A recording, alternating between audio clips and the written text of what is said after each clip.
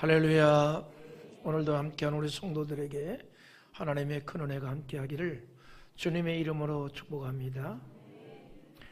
여러분, 지난해 극단적 선택으로 삶을 등진 초, 중, 고등학교 학생들이 221명이나 됩니다.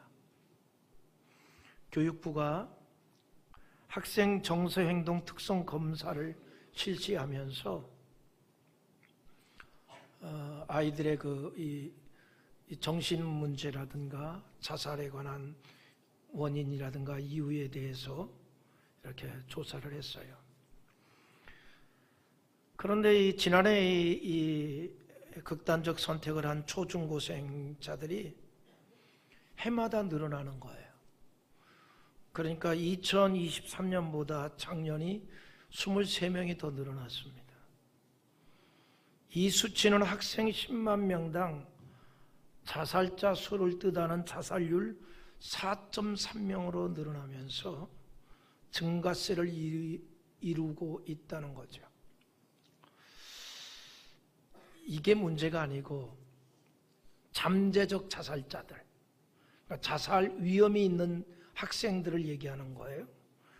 자살 위험군 학생이 17,670명으로 나타났습니다. 17,667명. 그러니까 전체 검사 대상 학생 165만 8,715명의 1.1%입니다. 특히 이 중에 중학생이 9,753명으로 과반을 차지했고, 또 고교생도 7,880명에 달합니다. 여러분, 대한민국이 엄청난 인구 감소가 이루어지고 있잖아요.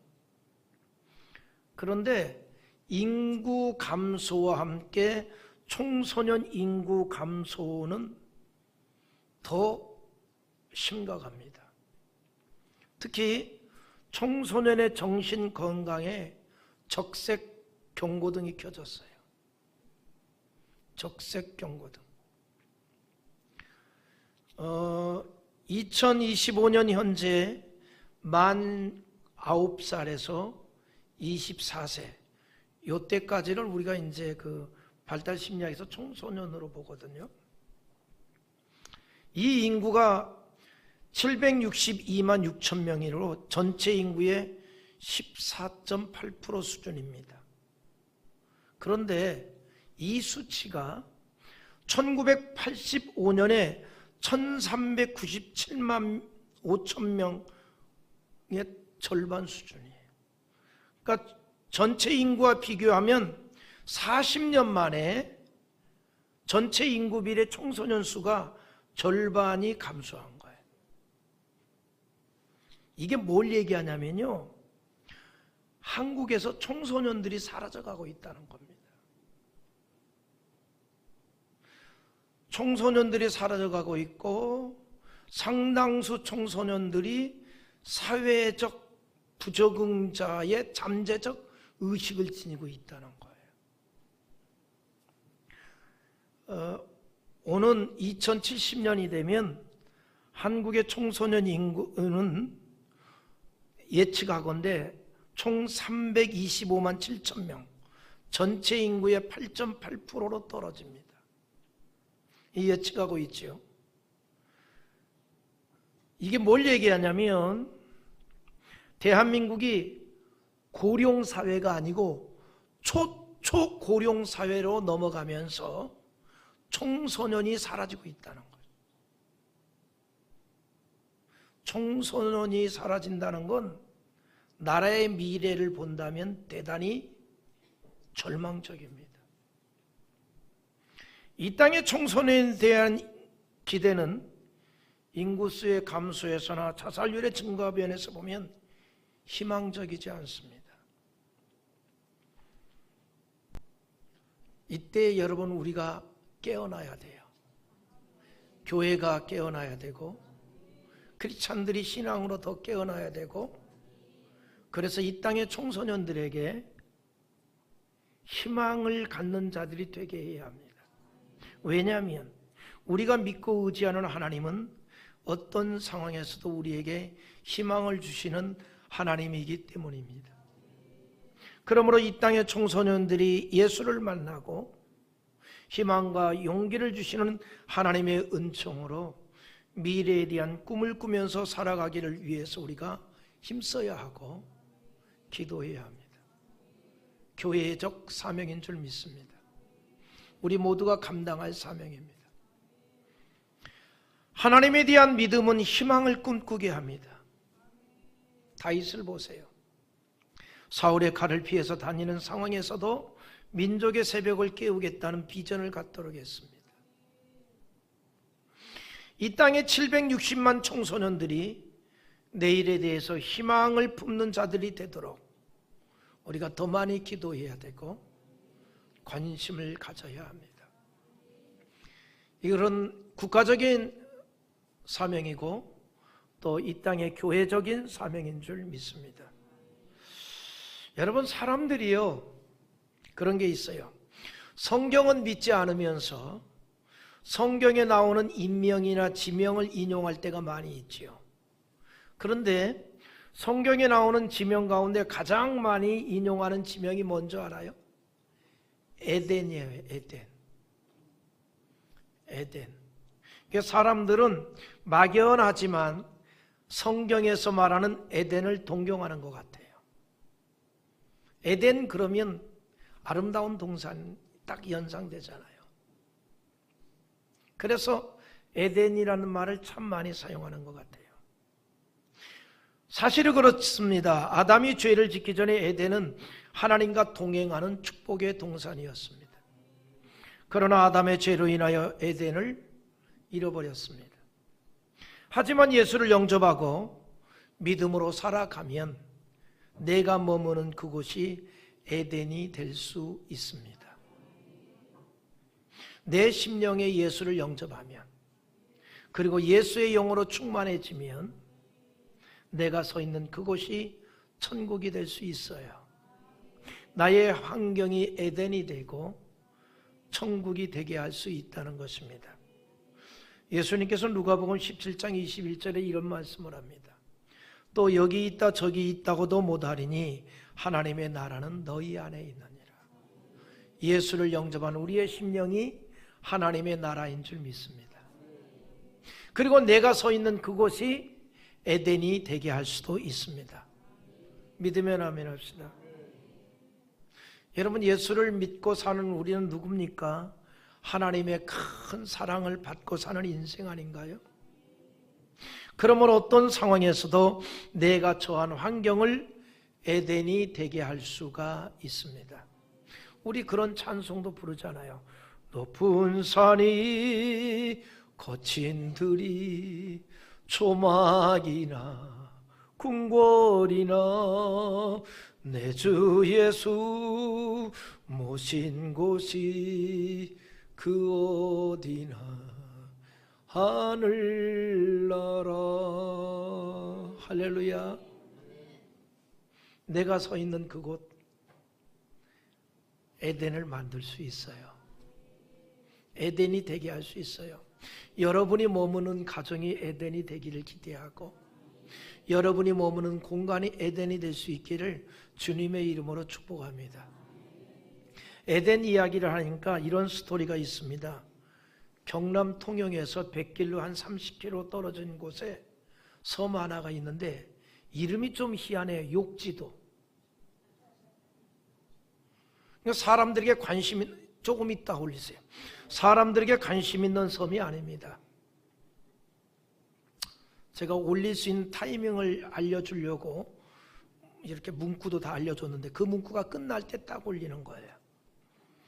욕지도라는 작은 섬이 있습니다. 과거에는요, 사람들이 즐겨 찾는 곳이 아니에요.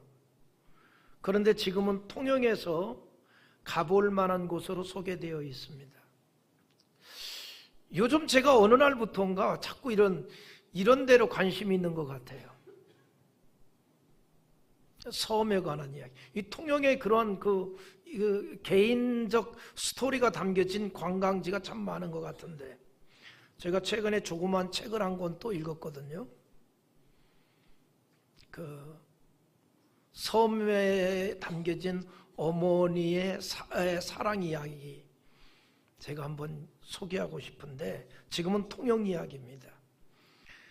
근데 이 조그만 아주 작은 섬이에요. 근데 이곳에 사람의 발길을 끊는, 통영에서 가볼 만한 곳으로 소개된 곳이 하나 있는데 이름이 뭐냐면 새 에덴 동산이라고 붙여진 곳입니다. 아마 방송이 몇 번 나와서 아는 사람 알 거예요. 이곳은 어머니의 자식에 대한 사랑의 이야기가 담겨 있습니다. 딸이 말기암으로 3개월이라는 시한부 선고를 받게 됩니다. 독실한 기독교인이었던 어머니와 딸이 시한부 선고를 받은 딸을 놓고 금식을 하면서 기도를 하던 중에 하나님의 강력한 음성을 듣습니다. 그래서 부산에서 이 통영 욕지도라고 하는 작은 섬에 들어와서 생활을 하면서 이 어머니 최숙자와 딸 윤지영 두 모녀가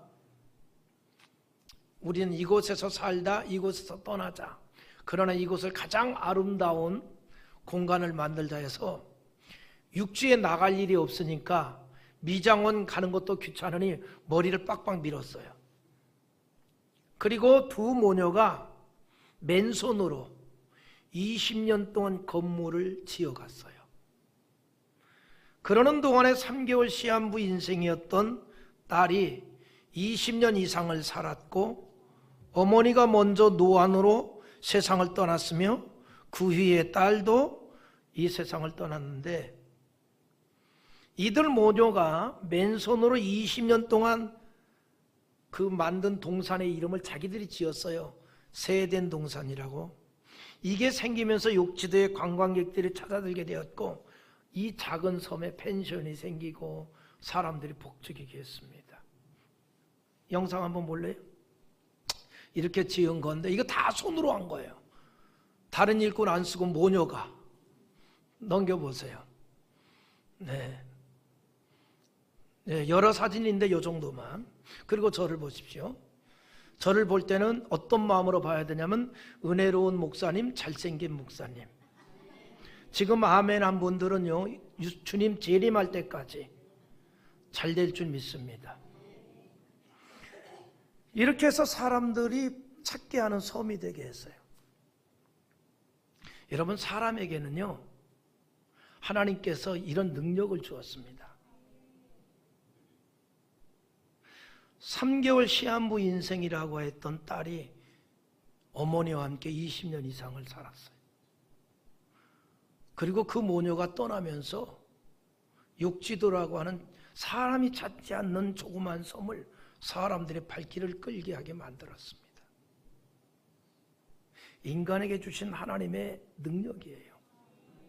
그런데 그 하나님이 우리에게는 함께하고 계십니다. 예수를 영접한 하나님의 자녀들에게 함께하고 있다는 거죠. 그래서 내가 어떤 상황이라 할지라도 그것을 천국이 되게 할 수 있는 겁니다. 하나님의 은혜로, 하나님의 능력으로. 인간을 위해서 에덴을 창조하셨던 하나님께서는 우리의 곤고한 삶의 현장도 에덴이 되도록 하는 은혜와 능력을 주셨다는 사실입니다. 하나님이 지으신 에덴은 우리가 들어갈 천국을 또 예표합니다. 그러나 이 땅에서도 우리는 에덴을 경험할 수 있습니다. 하나님과 함께하고 교통하는 그곳이 에덴이 되게 할 수 있다는 사실이지요. 에덴 동산에서의 가장 귀한 일이 뭘까요? 하나님과 교통하는 일이었습니다. 우리의 삶의 현장이 항상 하나님과 교통하는 가운데 에덴이 될 수가 있다는 사실을 우리는 믿습니다. 하나님께서 세상을 창조하시고 인간을 위해서 아름다운 장소 에덴 동산을 주셨습니다. 그런데 그 에덴 동산은 하나님과 교제할 수 있는 곳이라는 거죠. 하나님과 교통하는 장소였습니다. 여러분, 하나님과 동행하고 교통하는 동산, 그것이 바로 에덴입니다. 그래서 우리가 이 땅에서도 처절하게 살아가는 가운데서도 에덴이 되게 할 수 있다는 거죠. 우리가 하나님과 교통하기 때문입니다. 여러분, 최초의 에덴 동산은 하나님께서 인간을 위해서 직접 수고하신 사랑이 담긴 동산이었습니다. 8절에 보면 여호와 하나님이 동방의 에덴에 동산을 창설하시고 그 지으신 사람을 거기 두시니라 라고 했는데, 여기서 말하는 창설했다는 말은 하나님께서 인간이 머물 수 있는 에덴 동산을 만드실 때 수고를 하셨다 이 말이에요. 친히 수고하셨다 이 말입니다. 농부가 좋은 결실을 기대하고 정성껏 나무를 심든지, 또한 열매를 기대하며 포도원을 가꾸듯이 하나님께서는 각별한 관심을 가지고 에덴 동산을 만드셨다는 겁니다. 하나님께서는 당신의 형상을 따라 지음받은 사람을 위해서 친히 수고를 하셨다는 거지요. 이는 사람에 대한 각별한 사랑과 배려하심을 말해주고 있습니다. 하나님은 사람을 특별하게 여기시고 특별한 대우를 해주셨어요. 여러분, 인간은요, 하나님께서 수고하여 에덴 동산을 만들고 거기에 거닐게 할 정도로 특별한 사랑, 특별한 대우를 받은 자들이었습니다. 그리고 그곳에서 인간이 행복하기를 원한다는 거죠. 에덴이란 말 속에는 기쁨과 행복이라는 의미를 포함하고 있습니다. 하나님께서 최초의 사람인 아담과 하와가 기쁨의 낙원에 거하게 하셨고 그들을 하나님의 끊임없는 보호와 관심의 영역 가운데 두셨다는 거죠. 하나님은 여전히 하나님의 백성들이 이 땅의 삶이 에덴이 되기를 원합니다. 상처받고 아픔 속에 있고 너무너무 힘든 고단한 인생이지만 그 속에서 기쁨이 있기를 원한다는 거죠. 그래서 은혜도 주시고 감동도 주시는 거예요. 하나님의 특별한 은총을 경험하기도 한다는 사실입니다. 그것이 기적이 되기도 하고 놀라운 축복이 되기도 하는 거예요. 여러분들에게 이 같은 하나님의 큰 은혜가 날마다의 일상의 삶에서 경험되고 체험될 수 있기를 주님의 이름으로 축복합니다. 그런데 하나님이 지으신 에덴 동산은 하나님께서 인간을 위해서 가장 아름다운 공간으로 만드셨는데 그곳에서 자유의지를 가지고 살아가도록 했습니다. 여러분, 자유의지를 가졌다는 건 뭘 얘기하냐면 책임을 지게 한다는 거예요. 책임을 진다. 영국의 그 유명한, 세계적으로 유명한 진보주의 실험학교 서머힐이 있습니다. 모든 게 자율이에요. 모든 게 자율이에요. 자기가 배우고 싶은 과목을 자기가 택해서 배웁니다. 근데 엄한 규칙이 하나 있습니다. 자기가 하는 행동에 대해서는 자기가 책임을 져야 된다. 그런데 다른 학생들 다 수업하고 있는데 어떤 학생은 혼자 가서 풀장에서 수영을 합니다. 그거 다 허락해요. 나는 지금 수영하고 싶어서 나와서 수영할 뿐이다. 그러나 자기의 행동에 대해서는 엄격하게 책임을 지는 강한 자율적 규칙이 있습니다. 여러분, 진정한 자유는요, 책임을 동반하는 거예요. 책임을 동반하지 아니한 자유는 무엇일까요? 폭력입니다. 자유는 책임을 져야 돼요. 책임 없는 자유는 폭력일 뿐입니다. 노동자들이 데몬스트레이션 일으키는 거 자기의 권리를 위한 자유입니다만 거기에 대한 책임도 져야 합니다. 그것을 지지 아니한 것은 폭력일 뿐이에요. 여러분, 에덴 동산에서 하나님께서 자유의지를 가지고 행복하고 아름답게 살아가기를 원합니다. 그러나 자유의지의 상징인 생명나무와 함께 책임을 져야 할 선악과를 허락했어요. 책임을 지라는 겁니다. 그 열매를 선택할 자유의지를 주심과 함께 그것을 선택했을 때에 감당해야 될 책임도 주었다는 거예요. 9절 한번 읽어봅니다. 여호와 하나님이 그 땅에서 보기에 아름답고 먹기에 좋은 나무가 나게 하시니 동산 가운데는 생명나무와 선악을 알게 하는 나무도 있더라. 아멘. 하나님께서 아담과 하와에게 자유의지를 주었는데 그들은 그거를 그릇되게 사용합니다. 하나님의 언약을 파기하였으며 그 결과 에덴 동산에서 추방을 당하죠. 다시 말해서 하나님께서 허락하신 축복을 잃어버린 것입니다. 하지만 예수 그리스도를 통해서 다시 회복될 수 있는 길을 열어놓았다는 게 은혜 아닙니까? 우린 예수님을 통해서 잃어버린 에덴의 축복을 이 땅에서도 누릴 수가 있고 완전한 에덴이 되는 천국에 대한 약속을 받은 사람들입니다. 그렇기 때문에 여러분, 이 땅에 살아가는 모든 하나님의 사람들은 그 인생의 시작이 하나님으로부터 시작되어야 합니다. 그럴 때 미래가 희망적이 될 수 있어요. 인간의 모든 문화는요, 하나님으로부터 출발되어야 합니다. 인간이 하나님으로부터 시작되었기 때문이에요.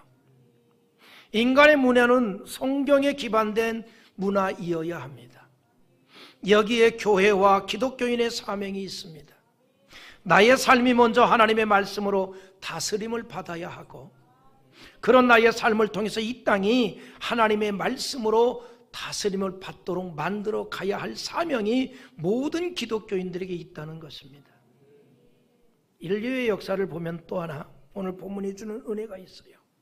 강을 중심으로 형성됐잖아요. 강을 중심으로. 그래서 강은 인류의 역사에 매우 중요한 영향을 끼칩니다. 그런데 오늘 본문에 강의 근원이 어디서부터? 에덴에서부터 시작되어서 동산을 적시고 거기서부터 또다시 나뉘어졌다 그래요. 10절 한번 또 읽어보죠. 강이 에덴에서 흘러나와 동산을 적시고 거기서부터 갈라져 내 근원이 되었으니, 에덴에서 시작된 강이 흘러서 동산을 적시고 갈라져서 내 근원이 되었다는 것에는 의미가 있어요. 강이 갈라져서 내 근원이 되었다는 표현적 상징적 의미가 있습니다. 여러분의 에스겔을 보면요, 예루살렘에서 발원하는 큰 강이 흘러가서 사해가 살아나게 되었고 각종 먹을 과실나무가 자라서 열매가 끊어지지 아니하는 환상을 보여준 게 있습니다. 우리 에스겔 47장 12절 한번 읽어보죠. 강 좌우가에는 각종 먹을 과실나무가 자라서 그 잎이 시들지 아니하며 열매가 끊이지 아니하고 달마다 새 열매를 맺으리니 그 물이 송소를 통하여 나옴이라. 그 열매는 먹을만하고 그 잎사귀는 약재료가 되리라. 성전에서부터 시작된 물이 흘러 가는 곳마다 살아나는 역사가 일어났습니다. 에덴에서 흘러나오는 강이 생명의 근원이 되었습니다. 고대 근동에서 강이라는 개념은요, 단순한 물의 공급원이 아니었습니다. 그것은 모든 만물의 생명이 비롯되는 근원지로서의 성격을 지고 있습니다. 그런 의미에서 에덴이 강의 근원이 되었다는 것은 에덴이야말로 가장 이상적인 복된 장소이고 그 강은 생명을 주시는 하나님의 존재를 상징하고 있다는 거죠. 그 에덴을 누가 지었습니까? 하나님이 지었다는 거예요. 그래서 인간의 문화는 하나님으로부터 시작되어야 한다는 거예요. 하나님으로부터 시작된 문화, 하나님으로부터 시작된 발전이 이루어질 때에 사람이 사람다워진다는 거예요. 하나님 없는 발전은 인간 타락의 가속화를 가져옵니다. 성경에요, 물은 생명을 상징합니다. 요한복음 7장 38절에 나를 믿는 자는 성경의 이름과 같이 그 배에서 생수의 강이 흘러나오리라 하시니 그랬습니다. 오늘 본문에 보면 강물이 에덴에서 나오고 동산을 적시고 네 곳으로 나누어져 흘러갔다 그래요. 동서남북으로 충만하게 흘러갔다는 거예요. 뭘 얘기합니까? 동서남북으로 생명이 흘러갔는데 그 시작이 에덴이었다는 것이고 그 에덴의 시작은 하나님이었다는 거예요. 인간의 문화와 생명은 바로 하나님으로부터 시작되어야 한다는 것을 우리에게 말해주고 있는 거예요. 에덴은 하나님께서 친히 수고하여 인간을 위해서 만들어 놓은 특별한 장소였고, 그곳에서부터 생명의 근원이 되는 강물이 흘러내려와서 모든 생물이 살게 되었다는 거죠. 이처럼 모든 생명의 근원이 하나님이기 때문에 당연히 사람이 하나님의 은혜의 강물을 먹어야 살 수가 있듯이 하나님의 은혜를 먹어야 합니다. 우리 그리스도인들도 하나님의 은혜를 날마다 먹어야 돼요. 그 하나님의 은혜를 먹기 위해서, 그 하나님의 은혜를 받기 위해서 오늘도 함께 모인 줄 믿습니다. 여러분 모두에게 하나님의 큰 은혜가 가득하기를 주의 이름으로 축복합니다. 여러분, 그래서 성경은요, 자주 하나님의 은혜와 축복 그리고 성령의 역사와 영생을 물로 표현합니다. 요한복음 4장 14절 읽어보죠. 같이 봅니다. 내가 주는 물을 마시는 자는 영원히 목마르지 아니하리니 내가 주는 물은 그 속에서 영생하도록 솟아나는 샘물이 되리라. 할렐루야. 하나님이 처음 창조하여 인간에게 주셨던 땅은 물이 있는 땅이었습니다. 물이 있었기 때문에 그 땅이 축복의 땅이 된 겁니다. 여러분, 그래서요, 저주와 환난의 상징으로 묘사되는 곳은 황량하여 물이 전혀 없는 광야로 묘사합니다. 광야로 묘사합니다. 에스겔 6장 14절 한번 또 읽어보지요.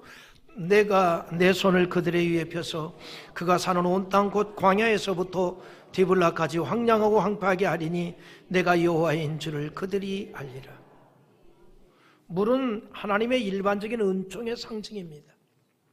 전적인 하나님의 은혜를 우리에게 가르쳐주고 있습니다. 예수님의 비유 가운데에 부자와 나사로의 비유가 있지요.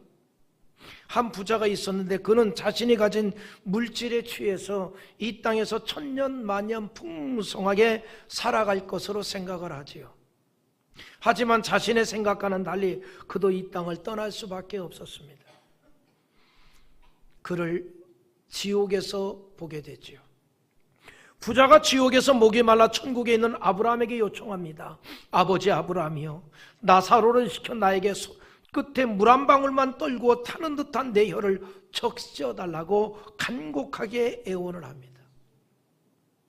나사로가 누구였습니까? 자기 집 문 밖에서 자기가 먹던 음식 찌꺼기로 연명하던 거지였습니다. 그런데 그 나사로를 보내어 손끝에 물 한 방울을 찍어 타는 듯한 자기 혀를 적셔달라고 요청을 합니다. 물이 없는 곳은 바로 그런 곳이라는 거죠. 그런데 에덴 동산은 풍부한 물과 알맞는 모든 조건을 가진 곳으로 사람이 누릴 수 있는 최상의 낙원이었습니다. 에덴 동산은 최상의 장소였습니다.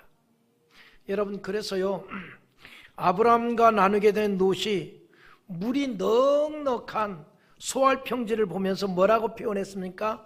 에덴 동산과 같았다, 이렇게 말하죠. 우리 창세기 13장 10절 읽어봅니다. 이에 롯이 눈을 들어 요단 지역을 바라본즉 수알까지 온 땅에 물이 넉넉하니 여호와께서 소돔과 고모라를 멸하시기 전이었으므로 여호와의 동산 같고 애굽 땅과 같았더라. 아멘. 여호와의 동산 같다는 말은 에덴 동산과 같다는 말입니다. 그것은 물이 넉넉했다라고 하였습니다. 하나님께서 수고하여 만드신 에덴 동산은 동서남북으로 흐르는 강의 근원이 되었습니다. 물이 에덴에서 시작되어 사몬으로 흘러갔다는 것을 동서남북으로 흘러갔다, 이 말이죠.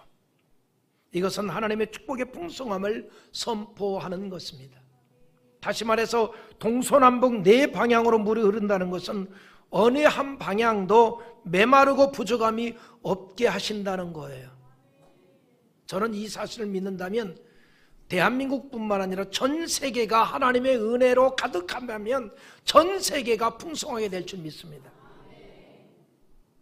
전 세계가. 네 강이 흘러가는 곳마다 지명이 나오고 그 지명들은 후에 민족을 형성했던 지역입니다. 이것은 하나님의 풍부하심에 대한 것을 예견하고 있는 거예요. 하나님께서 주시는 은총은 풍부함이라는 겁니다. 하나님의 은혜가 흘러가는 곳마다 하나님의 축복이 있습니다. 동서남북 사방으로 흘러가는 물처럼 하나님께서 허락하시면 우리 인생도 사방에서 복을 받게 될 줄 믿습니다. 유다왕 여호사밧에게 그런 축복이 있었잖아요. 역대하 20장 30절 같이 보지요. 여호사밧의 나라가 태평하였으니 이는 그의 하나님이 사방에서 그들에게 평강을 주셨습니다. 하나님이 사방에서 평강을 주셨답니다. 동서남북에서 복을 주셨다는 얘기입니다. 하나님께서 여호사밧의 삶이 에덴 동산의 복을 받도록 하신 것입니다. 하나님께서 허락하시면 우리의 삶이 에덴 동산과 같은 풍성함이 있게 됩니다. 하나님께서는 오늘도 여호사밧과 같은 신앙으로 살아가는 사랑하는 성도들의 삶의 공간이 에덴이 되게 하십니다. 우리는 성경에서 나타난 신앙의 사람들 통해서 그런 사실을 볼 수 있습니다. 신앙으로 사는 인생은 그가 처한 모든 공간이 에덴이 되게 합니다. 여호사밧은 하나님께서 보실 때 인정을 할 만한 신앙의 길을 걸었습니다. 역대하 17장 6절에 그가 전심으로 여호와의 길을 걸어 산당들과 아세라 목상들도 유다에서 제거하였더라 그랬습니다. 전심으로 여호와의 길을 걸었다는 거예요. 전심으로 신앙의 길을 걸었다는 것입니다. 여호사밧은 오직 하나님의 말씀만이 인생의 살 길이고 복을 받을 길이 된다는 믿음이 있었습니다. 그러므로 유다 온 백성들도 하나님의 말씀으로 가르침을 받고 말씀으로 교훈을 받고 살아가도록 했던 거예요. 그래서요, 여호사밧의 한 일이 뭔지 알아요? 지도자들을 세워서 유다 전역을 다니면서 하나님의 말씀을 백성들에게 가르치도록 했던 거예요. 그것이 살 길이라는 걸 알았기 때문입니다. 교회가 그 일을 하는 겁니다. 그래서 복음을 전하는 거예요. 특별히 이 땅의 젊은이들이 예수를 영접하고 꿈을 가지고 희망을 가지고 살아가는 젊은이들이 되도록 만들어야 된다 이 말입니다. 우리 역대하 17장 9절 한번 읽어봅시다. 그들이 여호와의 율법책을 가지고 유다에서 가르치되 그 모든 유다 성읍들로 두루 다니며 백성들을 가르쳤더라. 그들이 누굽니까? 여호사밧이 세웠던 자들을 말합니다. 그들이 다니면서 유다 전역에 여호와의 말씀을 가르쳤습니다. 이건 여호사밧의 신앙이에요. 하나님의 말씀으로 다스림을 받는 것만이 우리 민족이 살 길이고 하나님의 복을 받는 길이라는 확신이 있었기 때문입니다. 모든 인류의 시작은 하나님으로부터 시작입니다. 물질의 풍성함도 하나님으로부터입니다. 그래서 우리가 하나님의 말씀에 다스림을 받아야 된다는 거죠. 여호사밧은 신앙의 길을 걸어갔고 하나님은 사방에서 그런 여호사밧을 축복합니다. 그의 현실이 에덴 동산이 되게 한 겁니다. 사랑하는 성도 여러분, 우리에게 들려지는 소리가 희망적이 않는 시대입니다. 때로는 나의 현실이 광야에 던져진 것 같이 느껴질 때도 있습니다. 하지만 우리에게는 에덴 동산을 주신 하나님이 함께하고 있습니다. 이럴 때일수록 우리가 더욱 신앙으로 걸어가야 하지 않겠습니까? 신앙의 길을 걸어가는 우리의 인생을 에덴이 되게 하시는 하나님의 풍성하게 하시는 축복이 우리에게 허락된 약속입니다. 우리가 이 약속을 믿고 내가 먼저 더 하나님의 말씀에 다스림을 받고 내가 먼저 더 신앙의 길을 걸어가는 가운데에 이 땅에 많은 사람들이 하나님의 복을 받는 그들의 삶의 현장이 에덴이 되게 하는 그 일에 우리가 쓰임받을 수 있기를, 그래서 우리는 오늘도 다짐해 봅니다. 주여, 나의 삶이 신앙의 길이 되게 하시고 나의 하루하루가 하나님과 교통하는 삶이 되게 하시고 나의 삶을 통해서 하나님의 말씀이 전해지게 하시고 그래서 이 민족이 살게 하옵소서.